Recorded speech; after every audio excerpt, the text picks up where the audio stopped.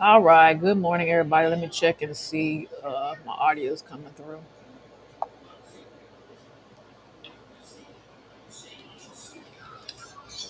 All right. Good morning, everybody. Let me check and see my audio is coming through. Okay, it's good. It's good over here. All right. Hope all is well with you all here today on this blessed Monday morning. Little behind schedule this morning, but it's okay because I'm here to teach the mental health segment this week, ladies and gentlemen. So I'm sharing it inside of all of the group pages, and this will be available here on demand for Instagram. I'm putting inside the children's ministry as well. So everybody's getting a concept of mental health segment this week. Also, too, this morning I post a video inside Ladies and Women United Ministry. It's like a 50-minute video about Black women and their stigma of mental health. Share. So today we're talking about mental health segment, and we're looking at self care. We're looking at self love, and we're looking at self awareness. Okay. So, fellas, ladies, and children, everybody's included in this segment. There's nobody being excluded. There's no women. Everybody's need to really focus on their mental health. So, for men, what are you doing to work on your mental health, fellas? And what are you doing to work on your self care? What are some of the things that you're doing to help yourself in terms of balancing some things, fellas? Ladies, what are you doing to help with your mental health? And what are you some of the things you're doing to balance those things? And how are you implementing your self care? Fellas, what are you doing about self love? What are some of the things you're implementing in your life dealing with self love? Ladies, what are you doing about self awareness? What are some of the things that you're dealing with to bring awareness into your life? Fellas, the same for you. Self awareness. What are some of the things that you're doing that's helping you in that format? Mental health for our children. Babies, what are you doing with your self care and self love and self awareness? What are some of the things that you're doing?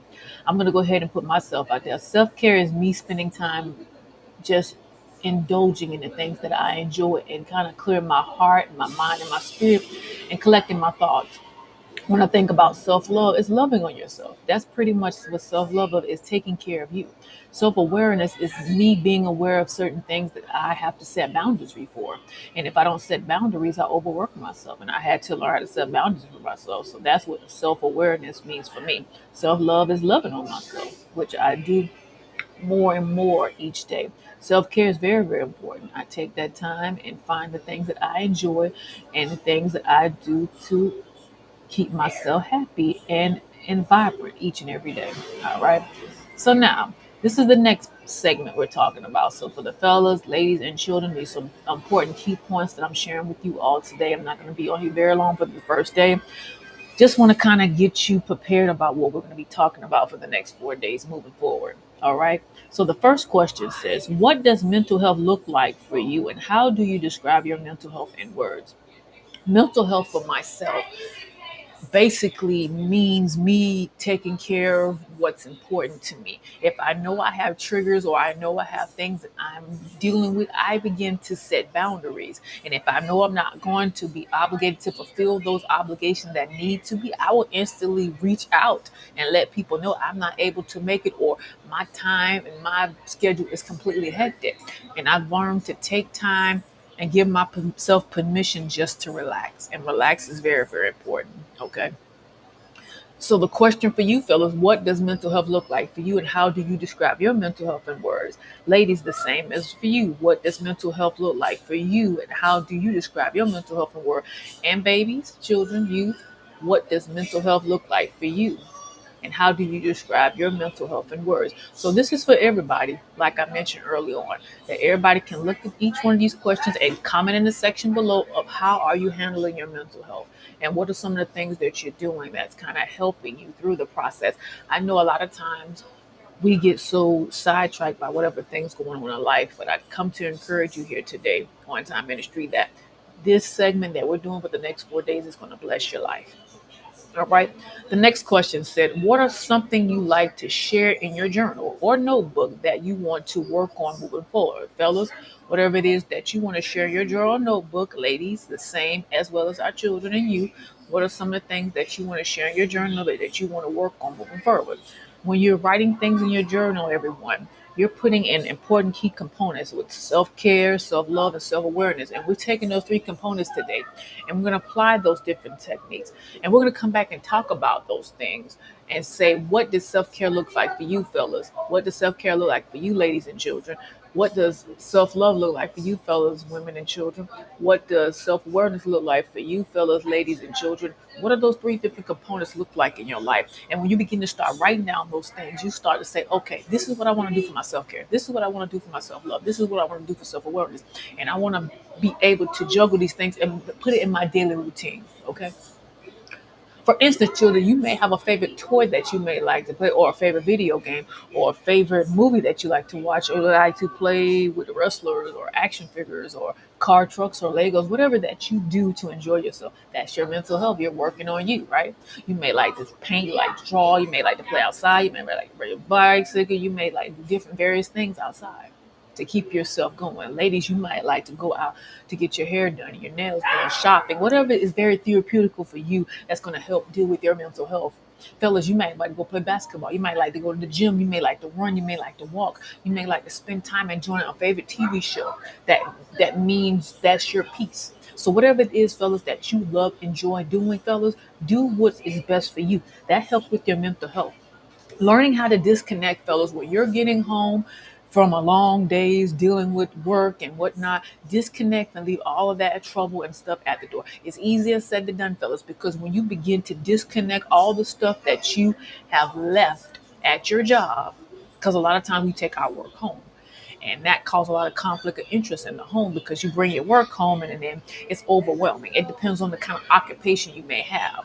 Okay. So when you take your work home with you, it puts more stress on the wife.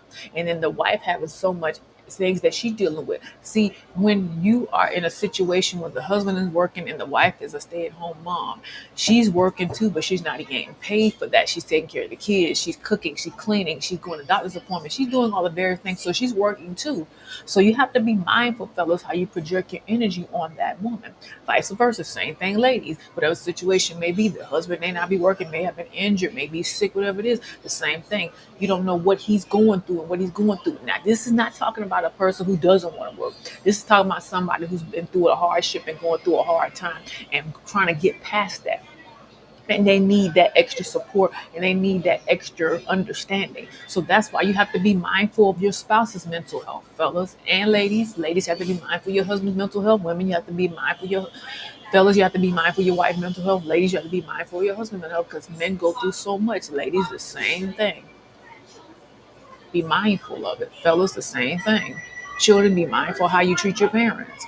You don't know what they're going through behind closed doors, the sacrifice they're making. But you all have to sit down and have a dialogue and a conversation to listen to each other. Hearing is one thing, congregation, but listening to someone's problems and situation has a different outcome of it. Why? Because you're taking the time to listen and not jump into conclusion or giving your formal opinion. This is my last point.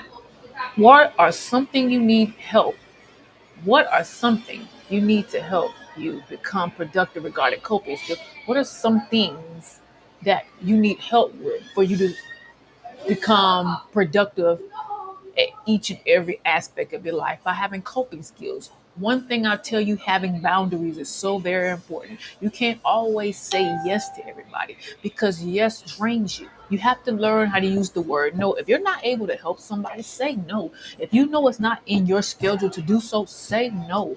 No can get you so much peace in your life that you'll be able to understand you can't fix everybody's problems if you're broken inside. So, fellas, if you're not obligated to do something, say you can't do it. Ladies, the same thing. Children, the same thing. Teenagers, the same thing. And going on. If you're not able to do something for someone, tell them no.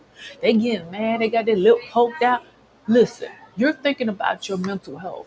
And if your mind and heart and spirit is not in the right mind frame to assist them, you're no good to anyone because one, you're draining yourself. Two, you're putting so much effort But what are you getting in return? All you're getting is the backlash. All you're getting is the anger. All you're getting is the frustration because you're not taking that time and focusing on you. So I'm challenging you all today. Take some time, write down your journal, your tablet, your laptop. Think about the three components I'm talking about: women, children, youth, everybody. Self-care, self-love, self-awareness. Put those in order. Sit down today or even tonight, whenever you make that time. It only takes maybe 5 or 10 minutes, and just think about those things. Take that time, shut down, work on your mental health. That's the assignment, congregation. I love you all. I'll see you back here tomorrow morning. Have a blessed and a wonderful day.